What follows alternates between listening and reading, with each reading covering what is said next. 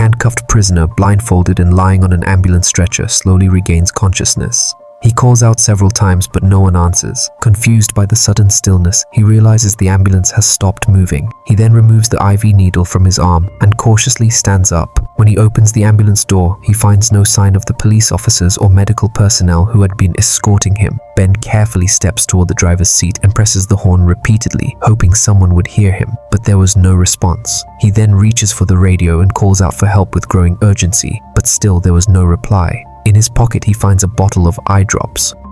Hoping to restore some of his vision, he applied them carefully. His eyes burned under the sudden exposure to light, and his vision returned slowly, though everything remained hazy and distorted.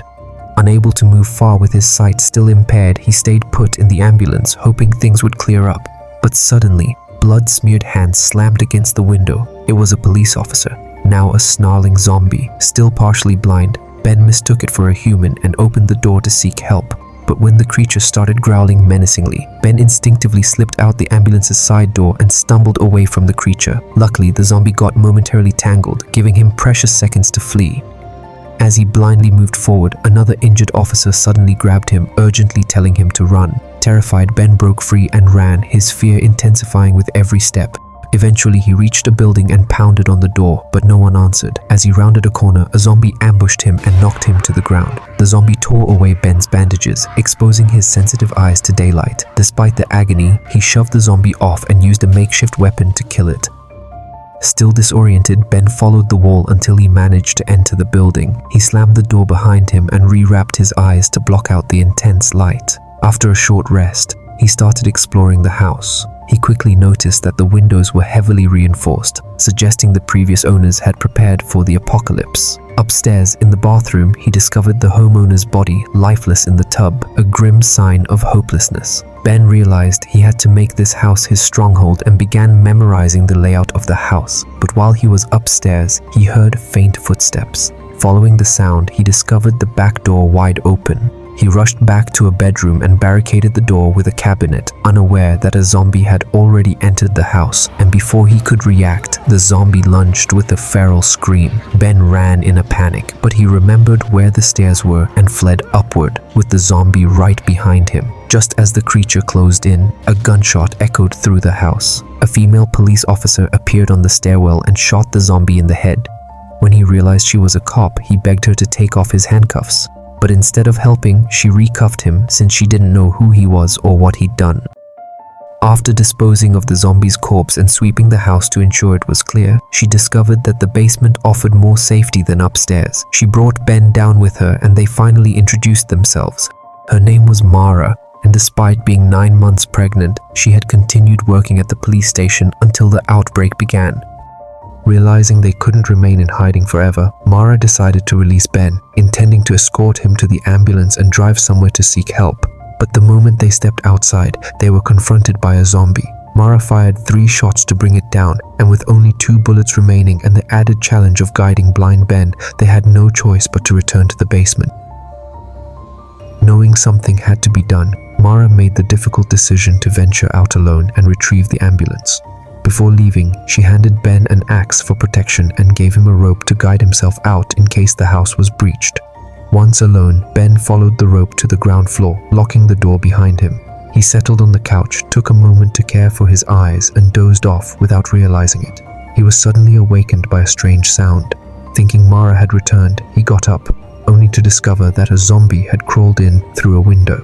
Though his vision was still blurry, Ben relied on his memory of the house's layout to keep his distance. He grabbed the axe, circled around the creature, and fled the house. He wandered into the forest, unintentionally straying far from the house until he discovered a wooden cabin.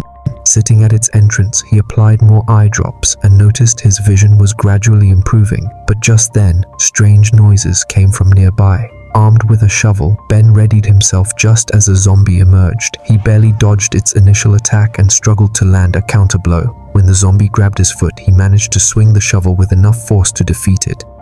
Meanwhile, Mara reached the ambulance only to be ambushed by a mutated corpse lying nearby. The creature lunged, knocking her weapon away, but she managed to recover the gun and fired at close range. But even that wasn't enough to stop it. Finally, she smashed its head against a tombstone to finish it. Unfortunately, the ambulance had been sabotaged and she was forced to head back on foot. Back at the cabin, Mara found it empty and the shattered window signaled that zombies had gotten in. She armed herself with a revolver left by the former resident and set out to find Ben.